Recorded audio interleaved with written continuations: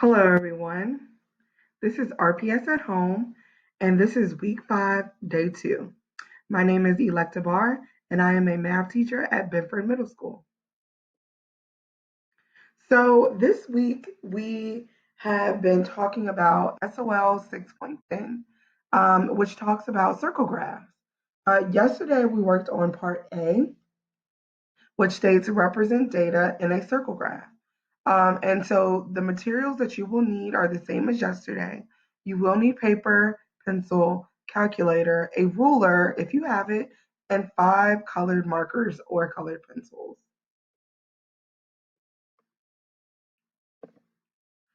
So I gave you all some problems yesterday to work on, and let's see how you guys did. So problem number 1, it says Mrs. Barr's 6th grade students were surveyed to determine their favorite type of pizza. She surveyed 100 students.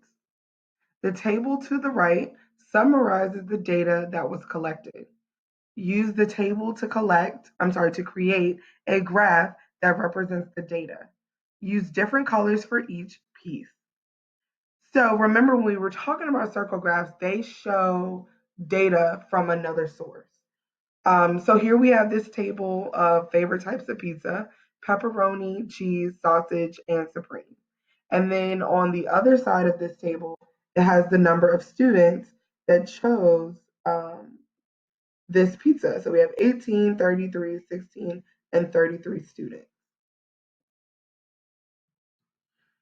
So I gave you all 3 steps to create a circle graph.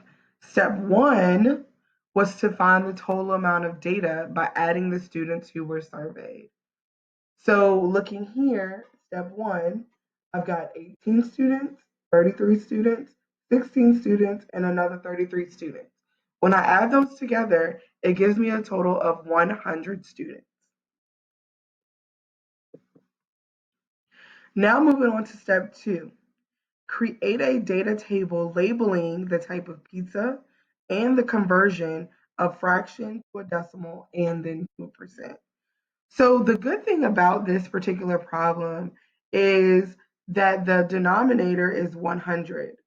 And so we know that when we're talking about a circle, similarly how I mentioned yesterday, that a circle with percentages we want the entire amount to be equal to 100%. So in this particular problem, our denominator or our whole number is already 100. So it's going to make it a little easier for us to find out what our percentages are. So here's my table. I have on this tab, I've given the type of favorite pizza. This next tab is labeled by color coding, so that will make it easier for when I label my circle graph.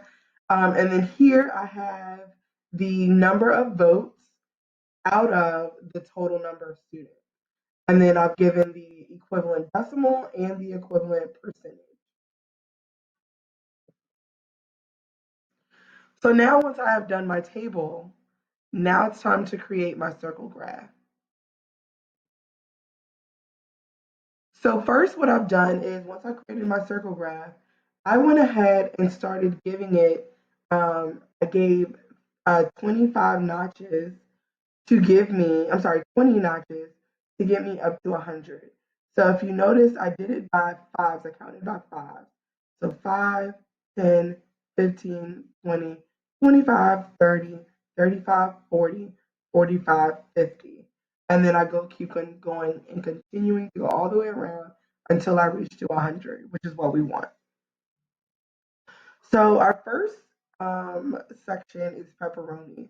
Pepperoni is 18 students out of 100, which is equal to 18%. So when I look at my circle graph, I need to count by 5, 5, 10, 15, and then count 3 little notches until I get to 18%. And that is labeled as my pepperoni.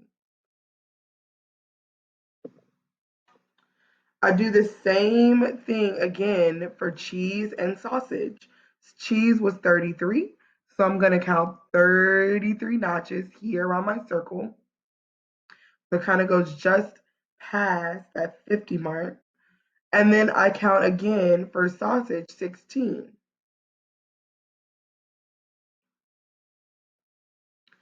So then I make sure that I am labeling both sections with the title of pizza and the percentage. Lastly, I'm given Supreme. So Supreme was 33% as well. So I know if I count all of these notches all the way around, I should end here, which should be my 33%.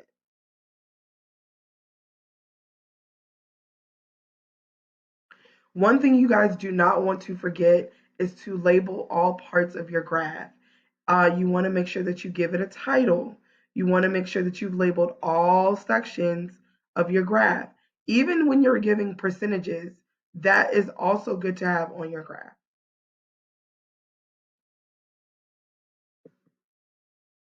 All right, moving on to problem number 2.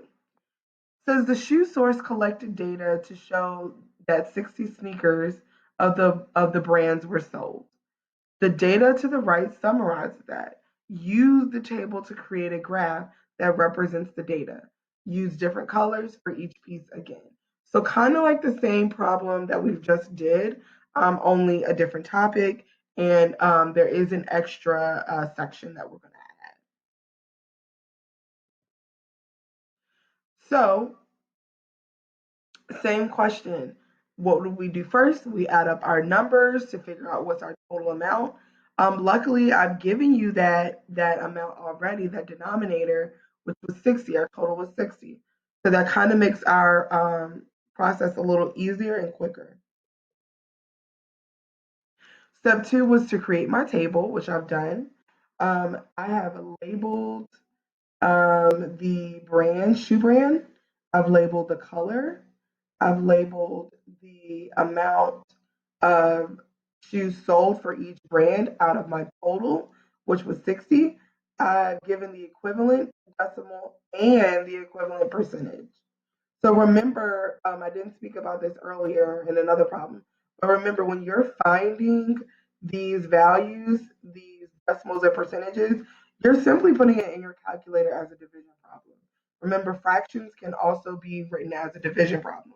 So I'm putting in 15 divided by 60, 19 divided by 60, 6 divided by 60, and so on and so on and so on.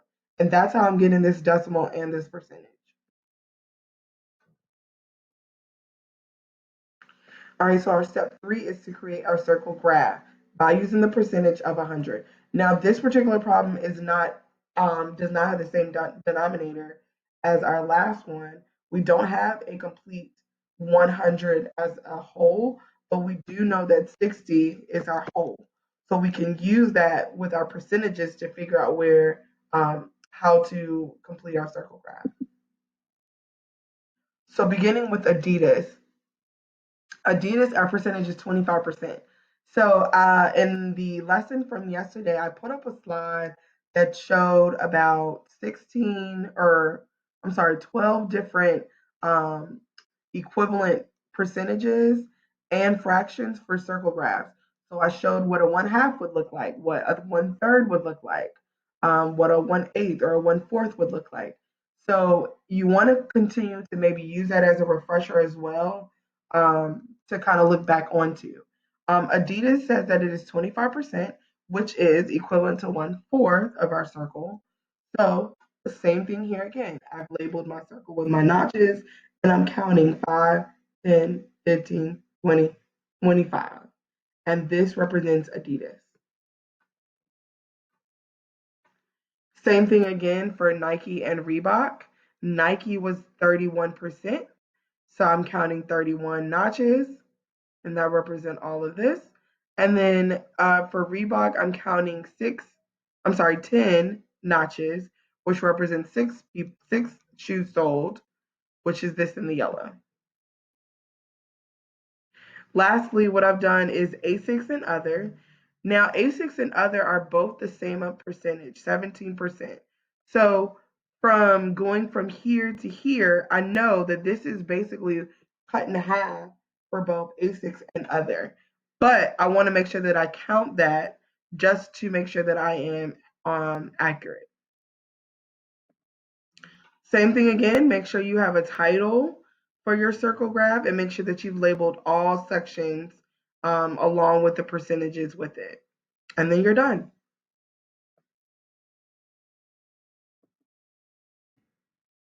All right, so we're going to do one quick refresher. The table below shows the type of transport that students from two classes take to come to school. Let's create a circle graph representing that data from this table. So we have four different types of transportation. We have bus, bicycle, car, and by foot. Where it says here a frequency, that's just talking about how many people do use that transportation. So 20 people use bus, 20 people use their bicycles, 20 people transport to school by car, and then 5 people walk. So I want you guys to answer this question. What do you think we will do first?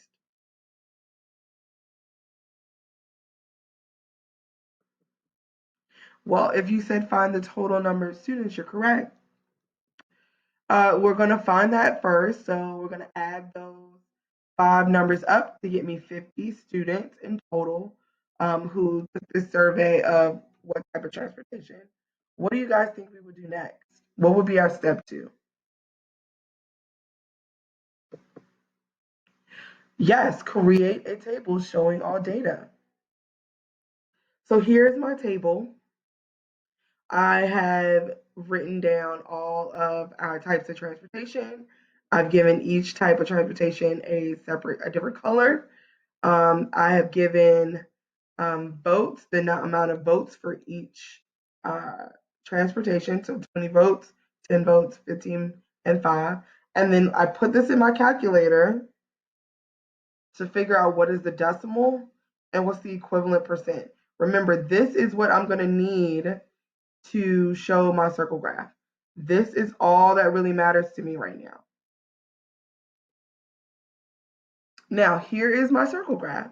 So I want to make sure that all of these amounts do add up to 100. 40, 10, 30, and 20. Those all do add up to 100.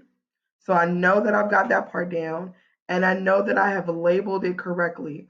20 people or 40% of the people ride the bus. 15 people or 30% of the total amount go by car, and so on with bicycle and by foot or walking. So here's a little independent question I want you guys to think about. What two pairs of transportation make up half of this circle graph? Half of the circle graph. And then once you answer that question, tell me, how do you know? How do you know that the two pairs that you have chosen are correct? I'll give you guys a few minutes and then we'll come back and answer.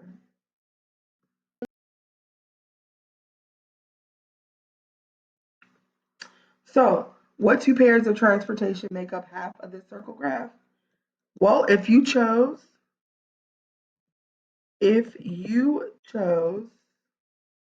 foot and bus, you're correct. And if you chose car and bicycle, you're also correct. So if you notice here, we have foot is 10%, by foot is 10%, and by bus is 40%. If we add these two together, we have 50%. And so remember, in a circle graph, half of the circle represents 50%. Same thing if you said car and bike. We have 20% for bicycles and 30% for cars. Those combined percentages will give me half of the circle, which is also 50%.